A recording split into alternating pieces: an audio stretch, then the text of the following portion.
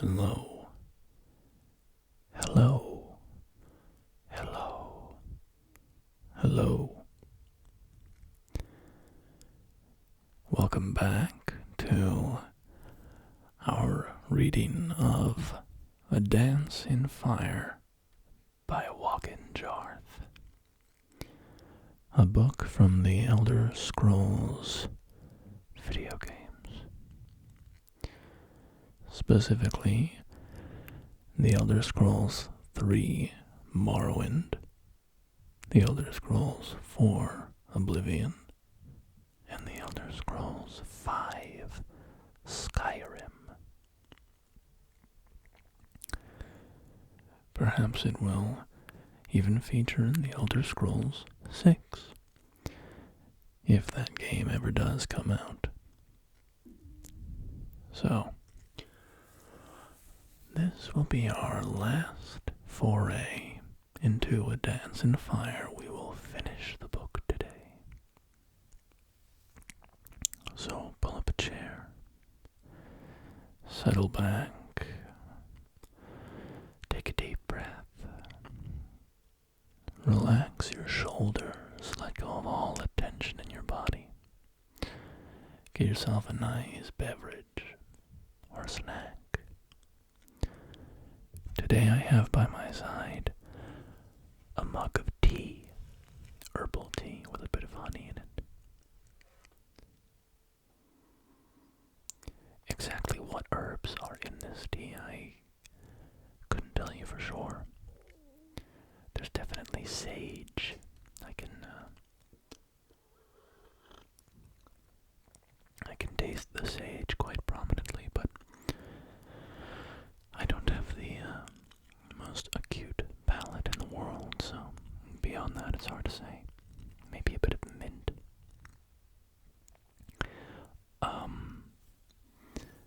So, if you are all settled in and ready for story time, I'm ready to go as well. So let's get back to A Dance in Fire by Walken Jarth. Chapter 6.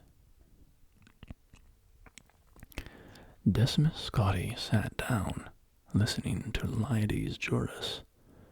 The clerk could hardly believe how fat his former colleague at Lord Atreus's building commission had become. The piquant aroma of the roasted meat dish before Scotty melted away. All the other sounds and textures of Brithala Hall vanished all around him, as if nothing else existed but the vast form of Jurus. Scotty did not consider himself an emotional man, but he felt a tide flow over him at the sight and sound of the man whose badly written letters had been the guideposts that carried him from the Imperial City back in early Frostfall. "Where have you been?" Jurus demanded again. "I told you to meet me in Falinesti weeks ago."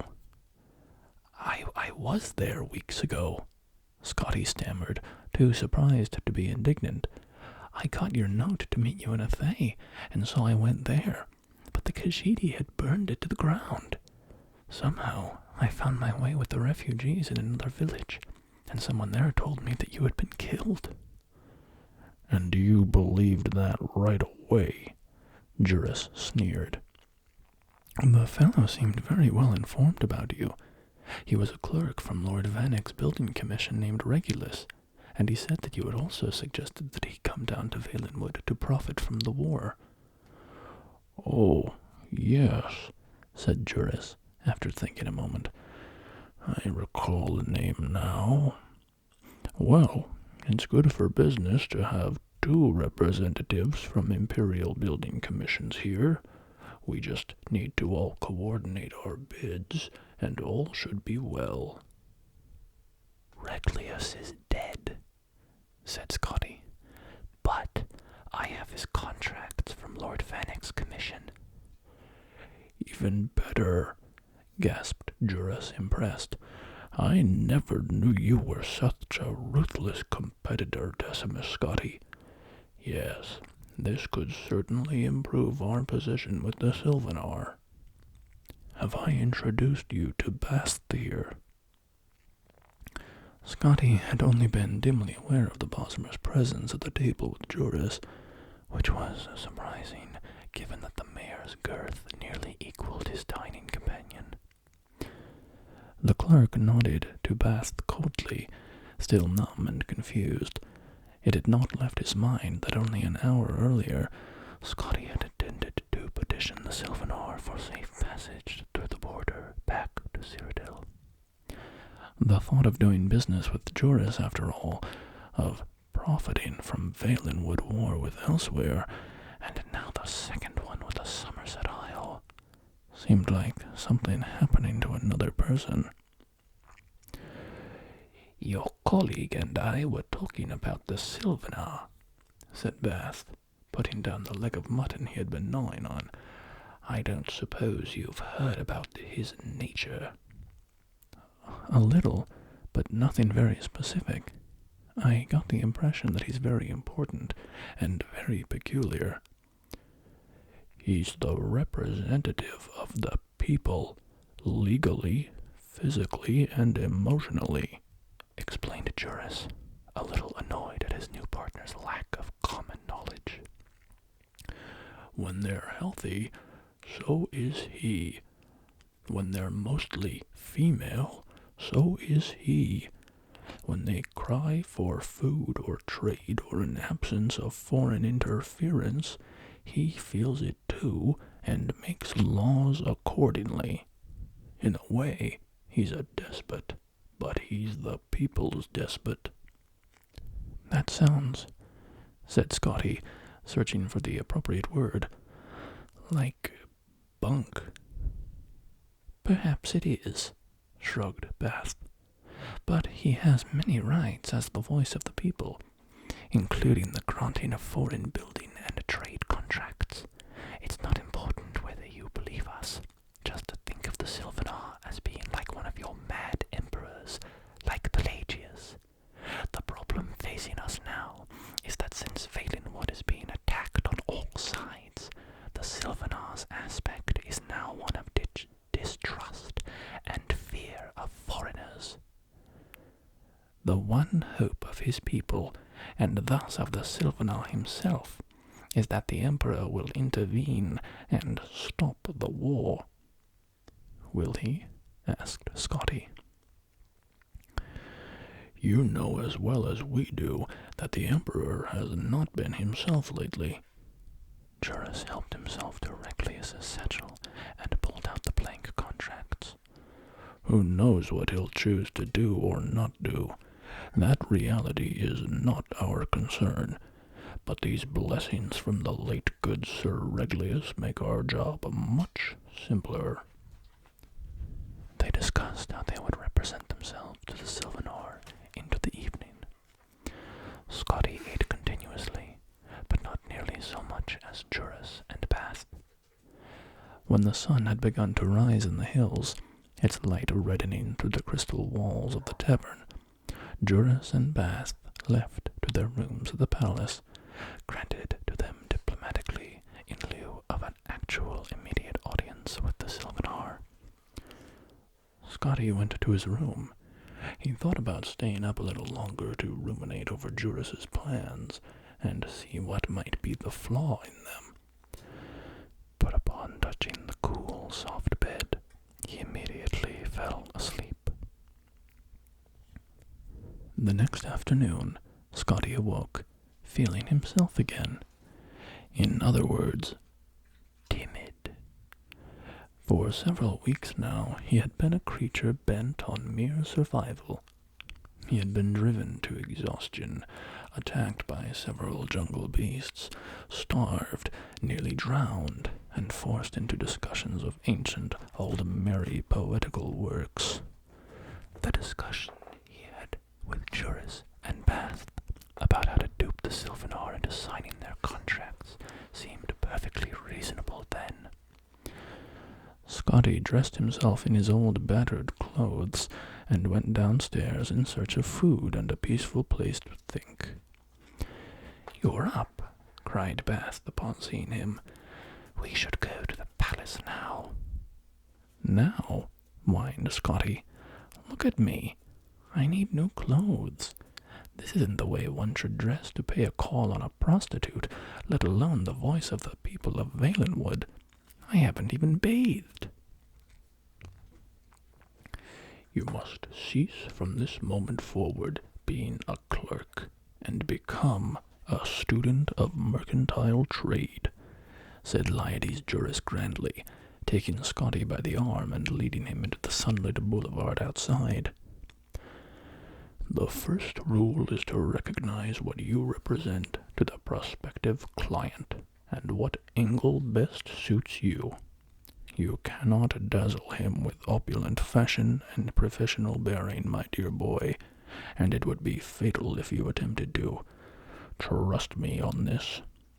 Several others besides Bath and I are guests at the palace, and they have made the error of appearing too eager, too formal, too ready for business. They will never be granted audience with the silvenar, but we have remained aloof ever since the initial rejection. I've dallied about the court, spread my knowledge of life in the imperial city, had my ears pierced, attended promenades, eaten and drunk of all that was given to me. I dare say I've put on a pound or two. The message we've sent is clear. It is in his, not our, best interest to meet." "Our plan worked," added Bath. "When I told his minister that our imperial representative had arrived, and that we were at last willing to meet with the silvenar this morning, we were told to bring you there straight away." "Aren't we late, then?" asked Scotty. "Very," laughed Jurus. "But that's again part of the angle we're representing. Benevolent disinterest. Remember not to confuse the silvenar with conventional nobility. His is the mind of the common people. When you grasp that, you'll understand how to manipulate him." Jurus spent the last several minutes of the walk through the city expounding on his theories about what Valenwood needed, how much, and at what price. They were staggering figures, far more construction and far higher costs than anything Scotty had been used to dealing with. He listened carefully. All around them, the city of Silvenar revealed itself, glass and flower, roaring winds, and beautiful inertia.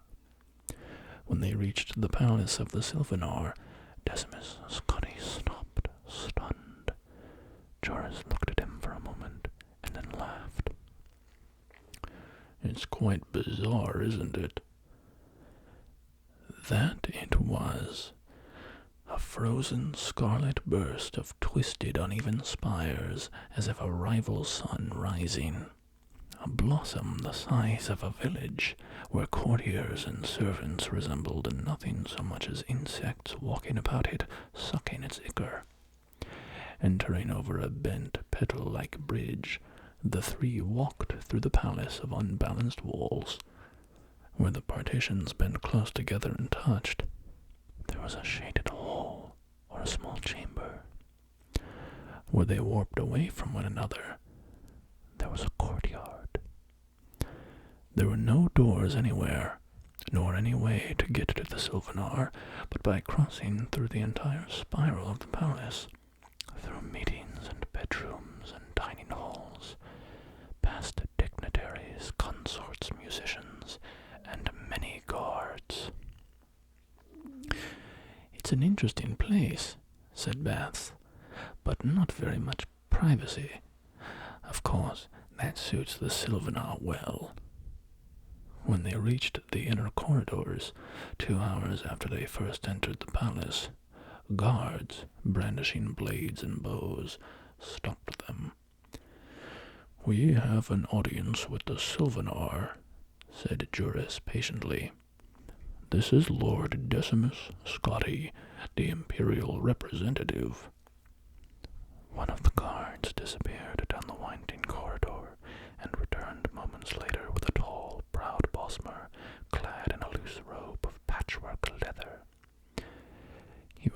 Minister of Trade. The silvenar wishes to speak with Lord Decimus Scotty alone. It was not the place to argue or show fear, so Scotty stepped forward, not even looking toward Jurus and Past. He was certain they were showing their masks of benevolent indifference. Following the minister into the audience chamber, Scotty recited to himself all the facts and figures Jurus had presented to him. He willed himself to remember the angle and the image he must project. The audience chamber of the silvenar was an enormous dome where the walls bent from bowl-shaped at the base inward to almost meet at the top. A thin ray of sunlight streamed through the fissure hundreds of feet above and directly upon the silvenar, who stood upon a puff of shimmering gray powder. For all the wonder of the city and the palace, the silvenar himself looked perfectly ordinary. An average, blandly handsome, slightly tired-looking, extraordinary wood elf, of the type one might see in any capital in the empire. It was only when he stepped from the dais that Scotty noticed an eccentricity in his appearance. He was very short. "I had to speak with you alone," said the silvenar, in a voice common and unrefined. "May I see your papers?" Scotty handed him the blank contracts from Lord Vannick's building commission. The silvenar studied them, running his finger over the embossed seal of the Emperor before handing them back. He suddenly seemed shy, looking at the floor. "There are many charlatans at my court who wish to benefit from the wars. I thought you and your colleagues were among them, but those contracts are genuine." "Yes, they are," said Scotty calmly. The silvenar's conventional aspect made it easy for Scotty to speak. With no formal greetings, no deference, exactly as Jurus had instructed. "It seems most sensible to begin straight away talking about the roads which need to be rebuilt, and then the harbors that the Old Mary have destroyed, and then I can give you my estimates on the cost of resupplying and renovating the trade routes." "Why hasn't the Emperor seen fit to send a representative when the war with Elsewhere began 2 years ago?" asked the silvenar glumly. Scotty thought a moment before replying of all the common busmary he had met in Valenwood. The greedy, frightened mercenaries who had escorted him from the border, the hard-drinking revelers and expert pest-exterminating archers in the western cross of Falanesti, nosy old Mother Pascot in Havel Slump, Captain Balfix, the poor, sadly reformed pirate, the terrified but hopeful refugees of Athay and Krenos, the mad, murderous, self-devouring wild hunt of Vindisi, the silent, dour boatman hired by Griff Malin, the degenerate, grasping Basth. If one creature represented their total disposition, and that of many more throughout the province, what would be his personality? Scotty was a clerk by occupation and nature, instinctively comfortable cataloging and filing, making things fit in a system. If the soul of Valenwood were to be filed, where would it be put? The answer came upon him almost before he himself posed the question. Denial. "I'm afraid that question doesn't interest me," said Scotty. "Now, can we get back to the business at hand?" All afternoon, Scotty and the silvenar discussed the pressing needs of Valenwood. Every contract was filled and signed. So much was required, and there were so many costs associated that addendums and codicils had to be scribbled into the margins of the papers, and those had to be re-signed. Scotty maintained his benevolent indifference, but he found that dealing with the silvenar was not quite the same as dealing with a simple, sullen child. The voice of the people knew certain practical, everyday things very well. The yields of fish, the benefits of trade, the condition of every township and forest in his province. "We will have a banquet tomorrow night to celebrate this commission," said the silvenar at last. "Best make it tonight," replied Scotty. "We should leave for Cyrodiil with the contracts tomorrow, so I'll need a safe passage to the border. We best not waste any more time." "Agreed," said the silvenar, and called for his minister of trade to put his seal on the contracts and arrange for the feast. Scotty left the chamber and was greeted by Bast and Jurus. Their faces showed the strain of maintaining the illusion of unconcern for too many hours. As soon as they were out of sight of the guards, they begged Scotty to tell them all. When he showed them the contract, Bast began weeping with delight. "Anything about the silvenar that surprised you?" asked Jurus. "I hadn't expected him to be half my height." "Was he?"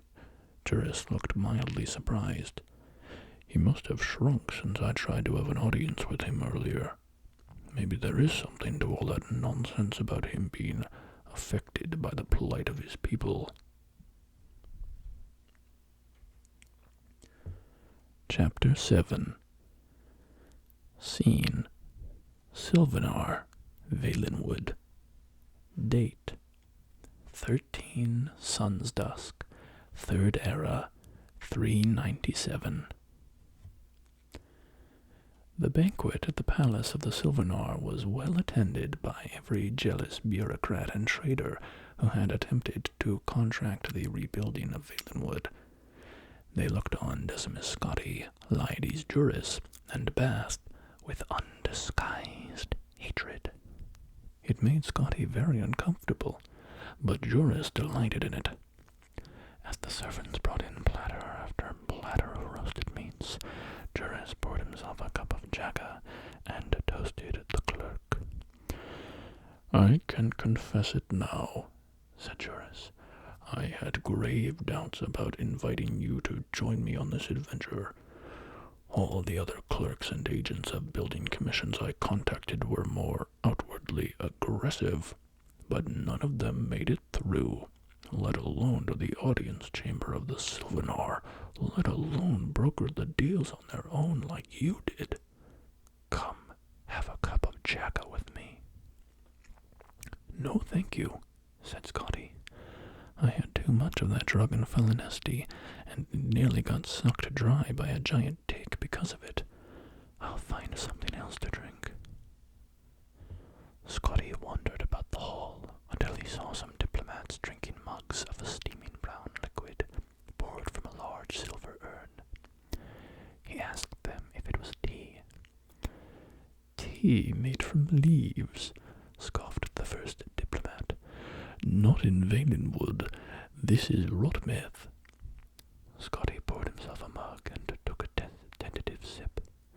It was gamey, bitter, and sugared, and very salty.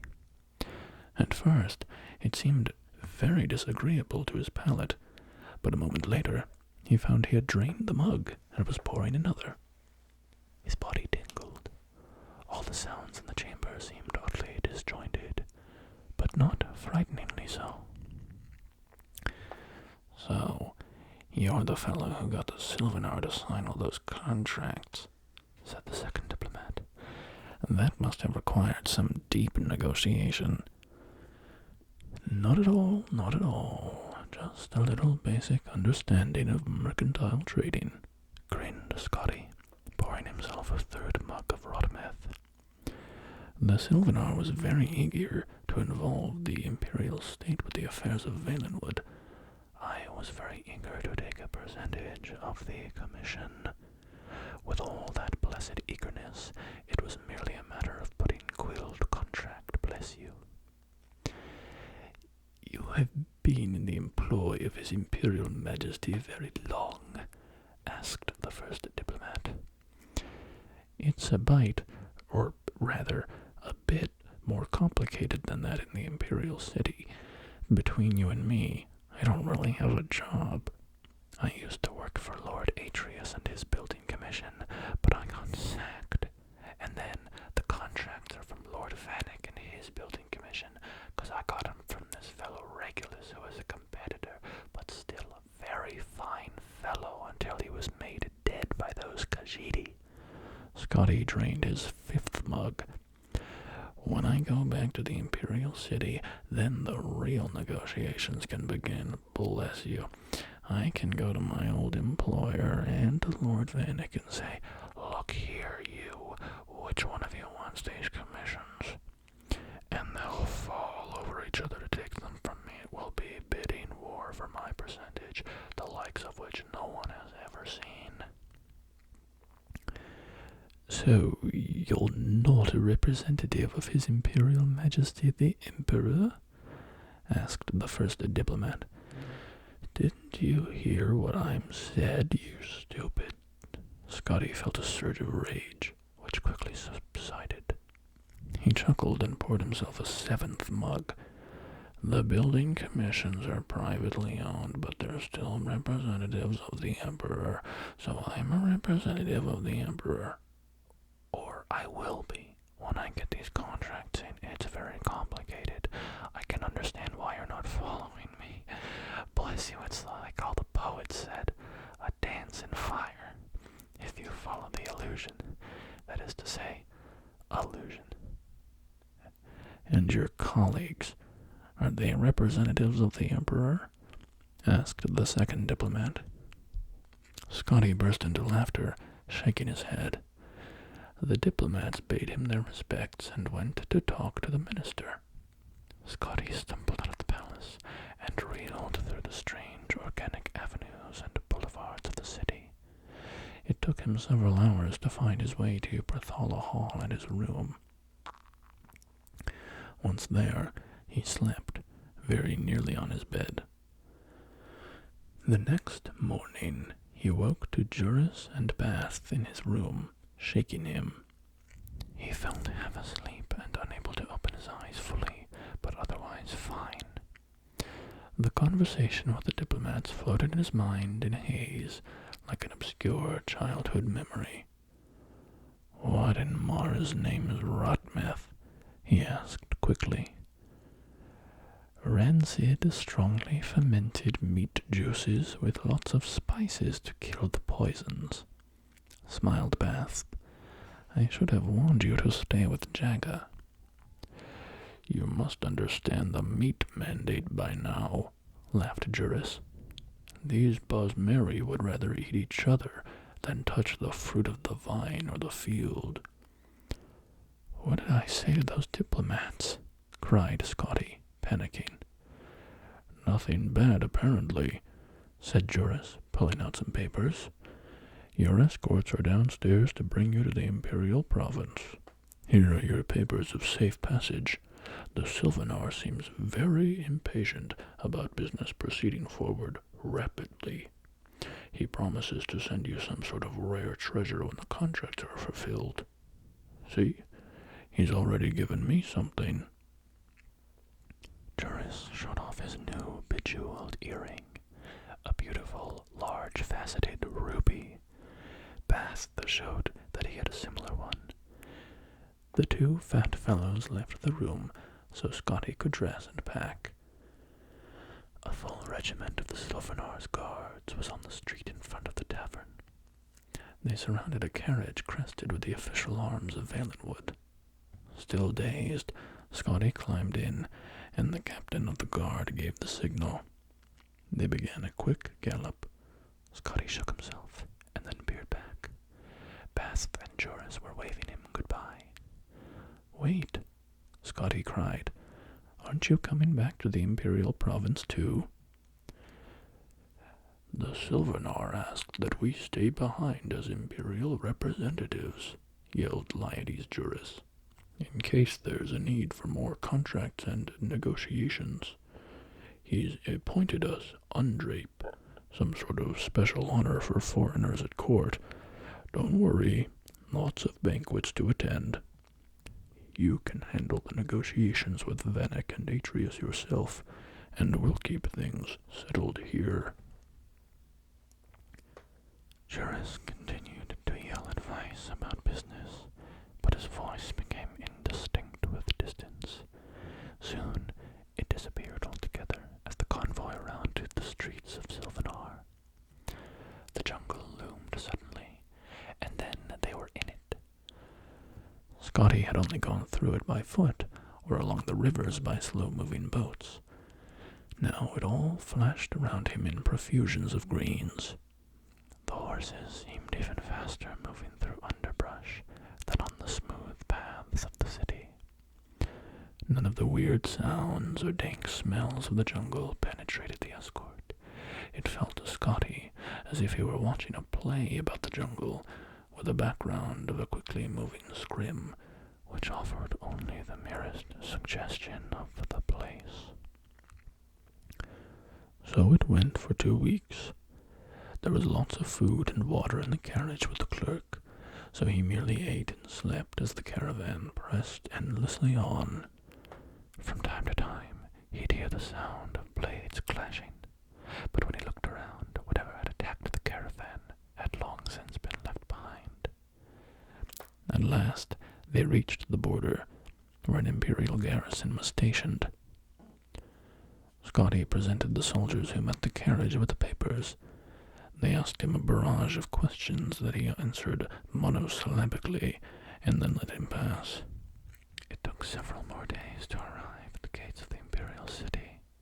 The horses that had flown so fast through the jungle now slowed down in the unfamiliar territory of the wooded Clovian estates.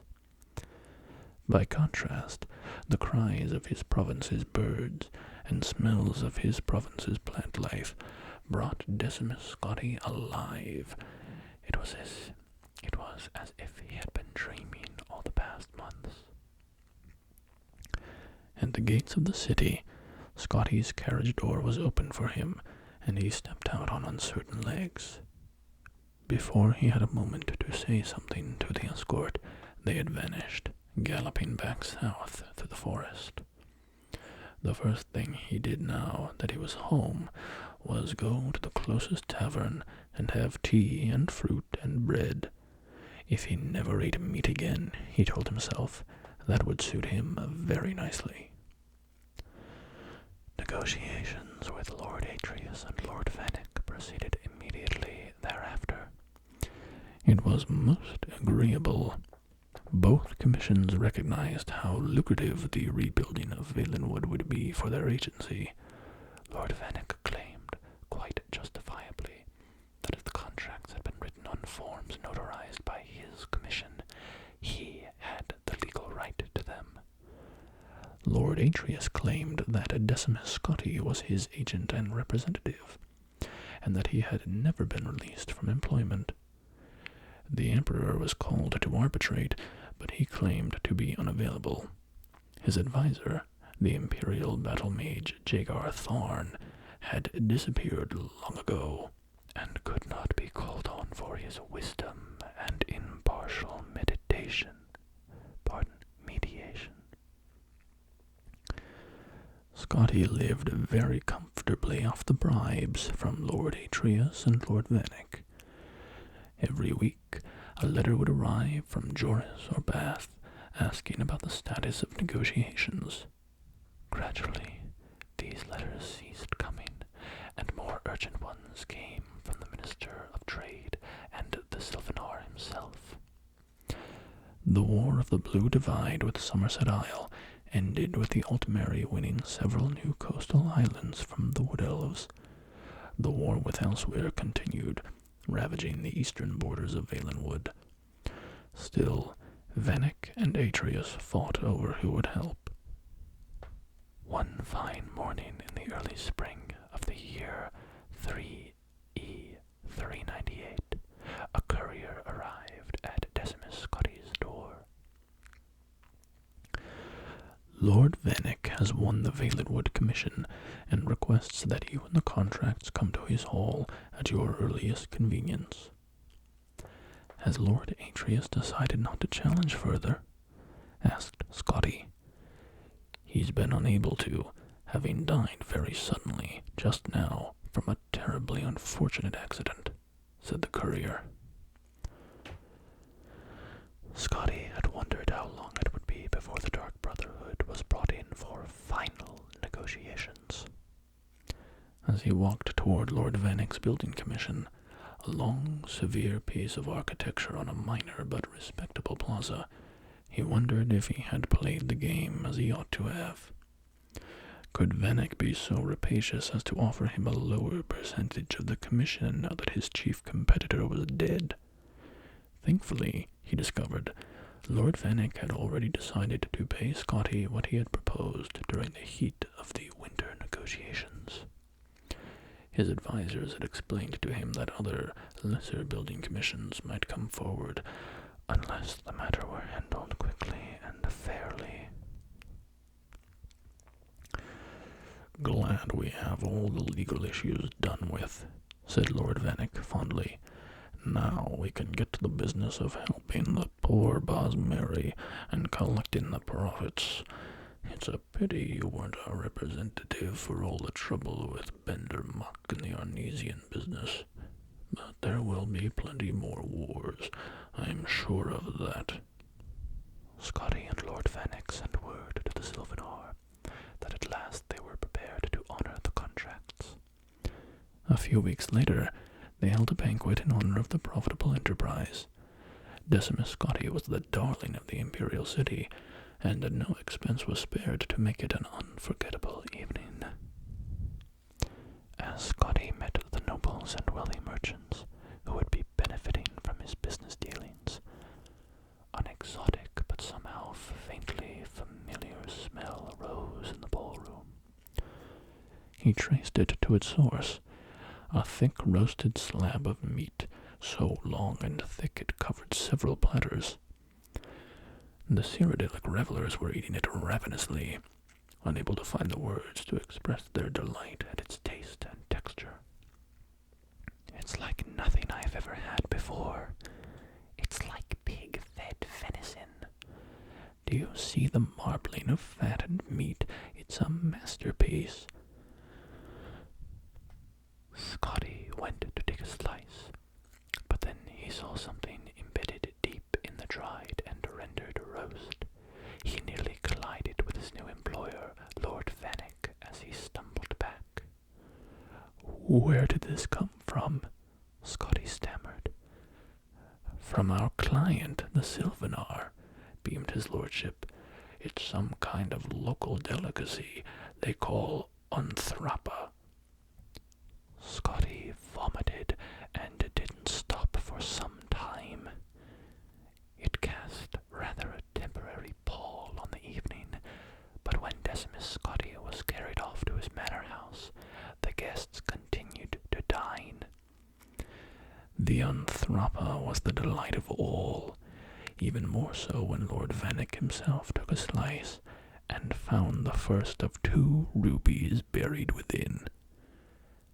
How very clever of the Bosmer to invent such a dish, the Cyrodiils agreed.